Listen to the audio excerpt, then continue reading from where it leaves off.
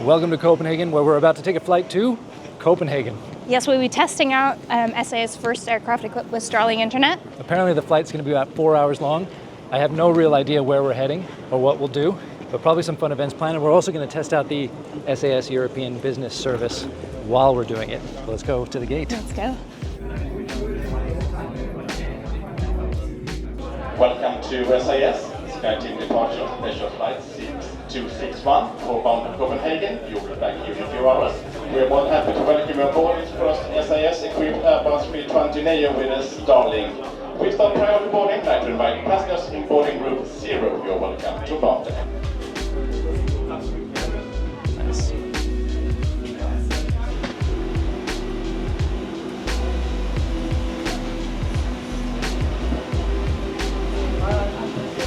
Hello. Hey. Hi, welcome. Thank you.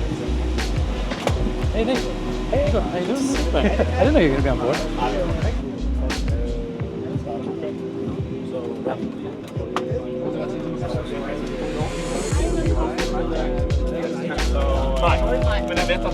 My goal was to have one.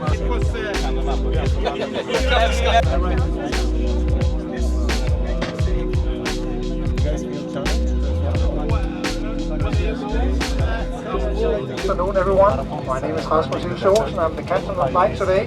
Together with the rest of the crew and the whole team from SAS, I'd like to welcome you all on board on this very, very special flight today with the Starlink high-speed, low-latency Wi-Fi installed. We're going to test it on this flight.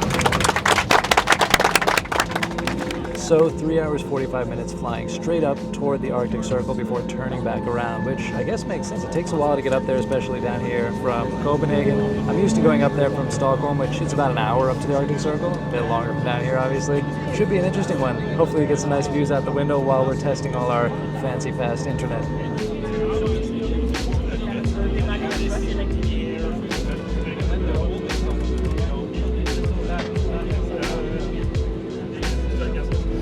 So I've talked about how Starlink is on a few flights before. We did Air Baltic, we did Qatar Airways, and it's always super impressive. But if you haven't seen those, one of the coolest things about Starlink on an airplane is that you just click on the Wi-Fi, select it, and you're on. There's no login page, there's no sort of fumbling around multiple pages, logins, whatever, payment, nothing. You're just on. And then it tends to work just as well as if you had turned on your Wi-Fi at home.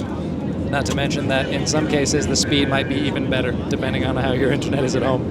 And it's just still a stunning experience. This will increasingly become the norm and become a competitive necessity, it seems like, judging from recent announcements like from Lufthansa that the whole group will get Starlink as well. We'll see more and more of this, I think. Every airline will have to do it, either Starlink or whatever competitors may come along. Hopefully there will be some. We're also online since we've been on the ground. There's no waiting till 10,000 feet, nothing like that. It's just working from start to finish, gate to gate. From what I understand, that'll be the standard everywhere. And now we're going to go ahead and start testing it out, doing some live streams. We've already been posting stories, things like that, and it works great.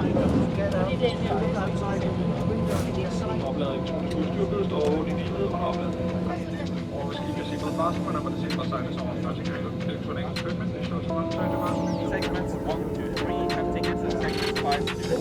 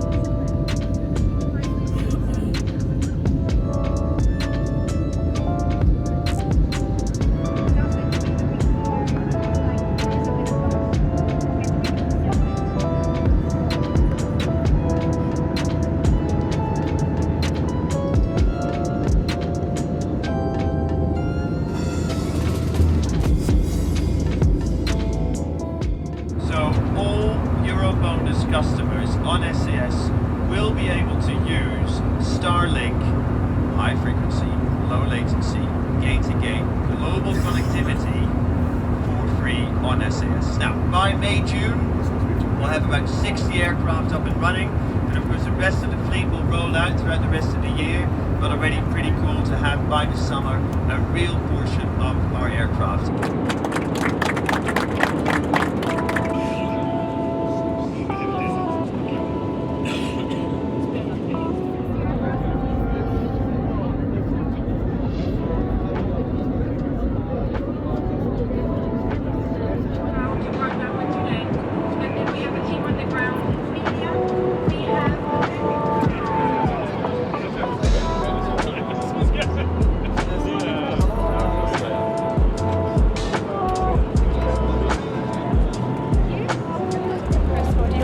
Oh, good.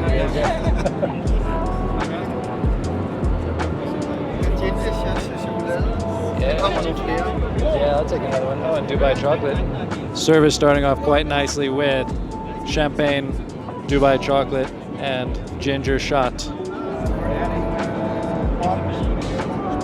So one special thing about this flight is that they are doing apparently the first ever air-to-ground Counter-Strike competition, and they just said they're going to start it up. You can actually follow the stream of the game via a QR code they've given out here. They also said that the opponents, that we have 2 professional gamers on the plane who are going to be battling with some people on the ground, and the people on the ground don't know that they are doing battle with people that are on an airplane. So it's kind of like an interesting way to test out Starlink and how well it functions. So we'll see. Maybe we'll try to log on to the little stream of the game, and we'll see how it's going.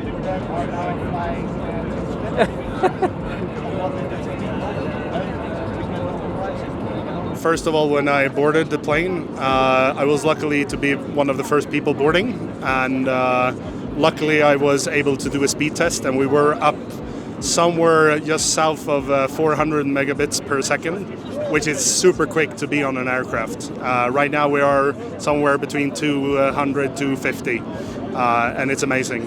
For me as a customer in SAS, to have this after 12 years of flying, I can't even comprehend how good it is. I did a test because I flew down from Stockholm this morning, and we had the older Wi-Fi version on that flight. There we have 72 megabits down, and the up speed was 0.7. Here we have at least 40, so and the response time is also a lot quicker, so a lot good, yeah. Interesting figures for you to know about the Starlink Wi-Fi installation, because this is a key consideration for airlines, not only customer experience, speed of the Wi-Fi and all of that, which is great for us, but behind the scenes, the factor that matters a lot to airlines is overall weight and what kind of drag those antennas are creating. If you look at some of the older Wi-Fi systems, the legacy systems, you see a big bump on the top of the aircraft. That's really increasing drag, and those systems tend to be much heavier. Starlink Wi-Fi is roughly half the weight all in compared to legacy systems that we've seen up until now. And one other cool thing about the Starlink system is that there's no server, whereas on the older systems you would need that. Here you don't need that at all, so quite cool. Not only a huge benefit to passengers, being able to do really fast Wi-Fi, but quite a significant weight reduction, which if you consider the effect of that over a large fleet, over thousands of flights, you're talking about serious reductions in fuel burn.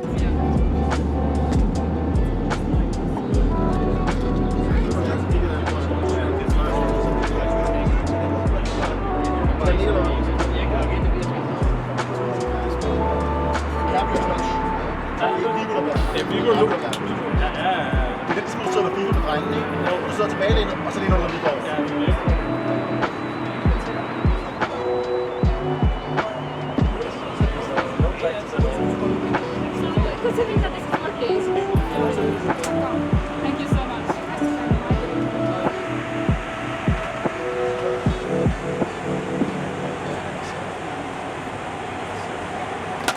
This is Vico. This is Kelvin. We're here hanging out in the galley, chatting to the very friendly cabin crew here, but also waiting to get a little moment up in the flight deck, which is nice because we're up at the high latitudes now, about to hit the Arctic Circle. Just want to check in with the pilots about how that's going, where we are, what the routing looks like. And also I'm kind of curious to know if they get the Starlink up there to full force, or if it gets through the cockpit door.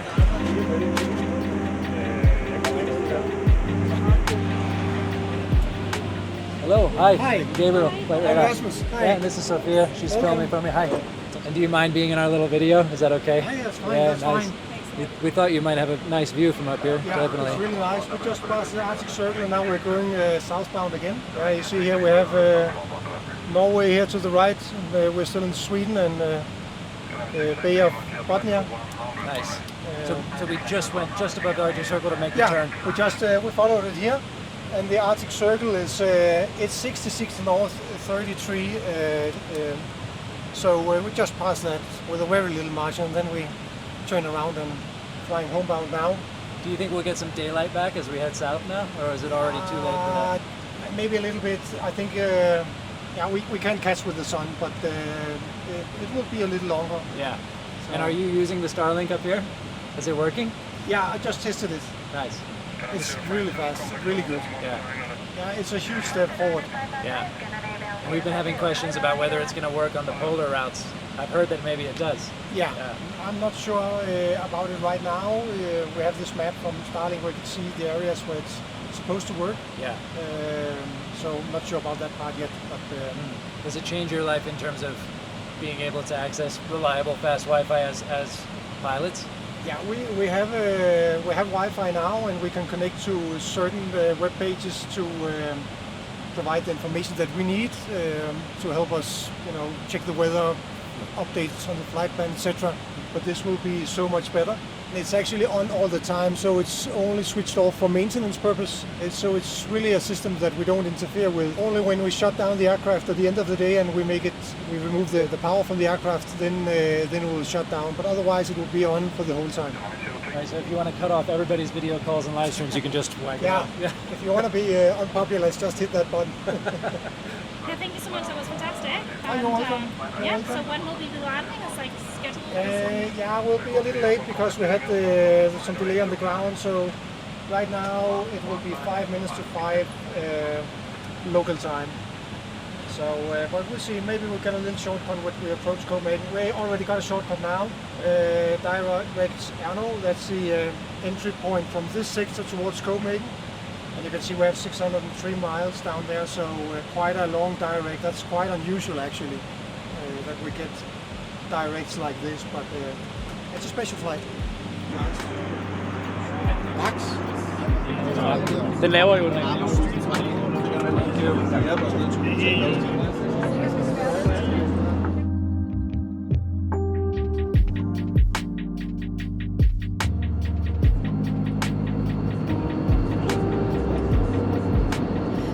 Alright, so today's lunch is red quinoa and cauliflower salad, smørbrød, which I probably mispronounce, with torched salmon, miso mayonnaise, and Sichuan pickled radish, and then a San Sebastian cheesecake with mango coulis.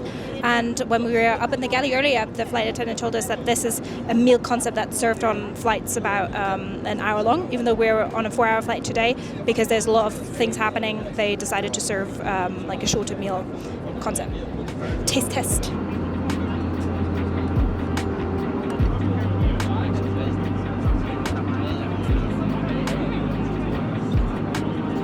It's very nice. Bit of a Japanesey touch with the miso mayonnaise, but yeah, very nice. I'm liking it.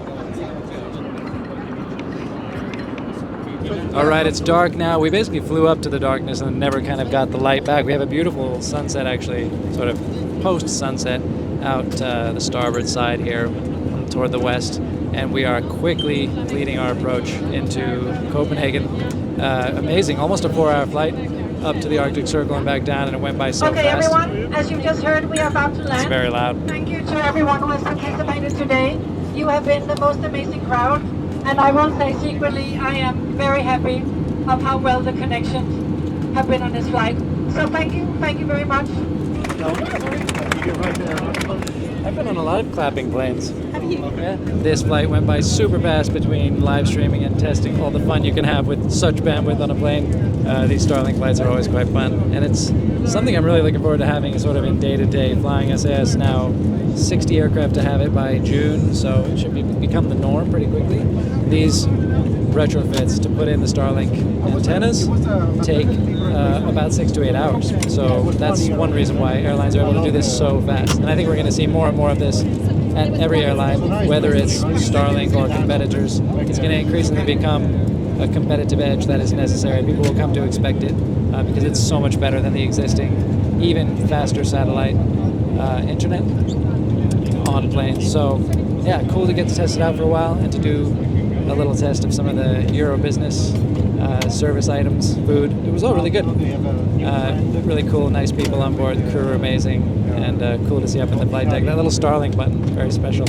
Anyway, we'll talk to you a little bit more with a final recap once we get on the ground. For now, I'll bring you what I can of landing in increasingly nightfall over Copenhagen. In a way, sacrificing Wednesday afternoon, but I hope it's been a pleasant experience and something that really almost historic.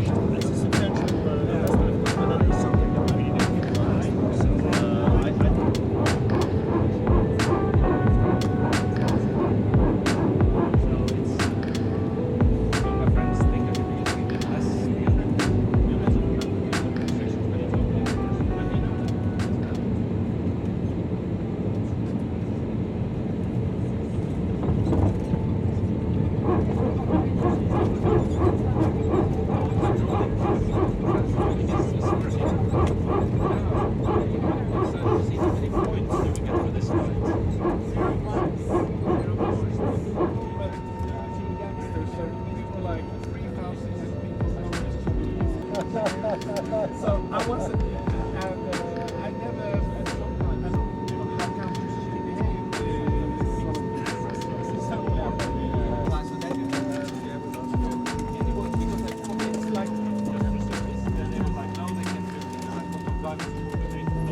Cabin crew, please have doors and questions. All right, what a fun flight doing Starlink interneting, super high speed, everything you want, live stream, multiple live streams and posting everything. It was really nice. Did you have fun? Honestly, I had so much fun. The quality is so much better than I expected, and what was really interesting to see is we did live streams on Instagram, X, and YouTube. That actually, like on YouTube, the quality seemed to be the best because X actually caps it somewhere. Yeah, but the quality on YouTube and Instagram apparently really nice. So yeah, if you want to be live streaming on all your flights upcoming, at least on SAS. It's the place to be. Starlink Internet, if you fly with them, you do all kinds of content production while in flight. Everyone can be a content creator now, including when they're flying. So, yeah. Well, thank you for joining. Yeah, that was fun. Hope you enjoyed. And from Copenhagen, Kastrup Airport, for Flight Radar 24, I'm Gabe Lee, and this is Sophia Bleeding. See you next time. Bye. Thank you. Bye. Bye.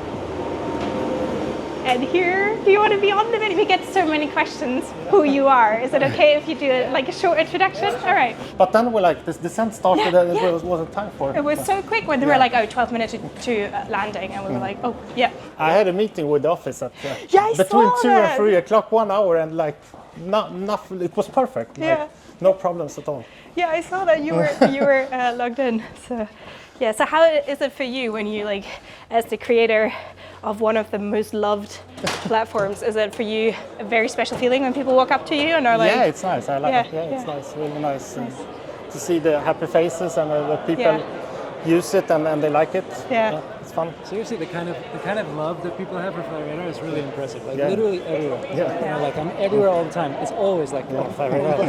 Yeah. It's so cool. Yeah, I think it's probably one of I've worked for a couple of different brands, but Flight Radar is probably the 100% loved brand. Everybody loves it. So yeah. This is substantially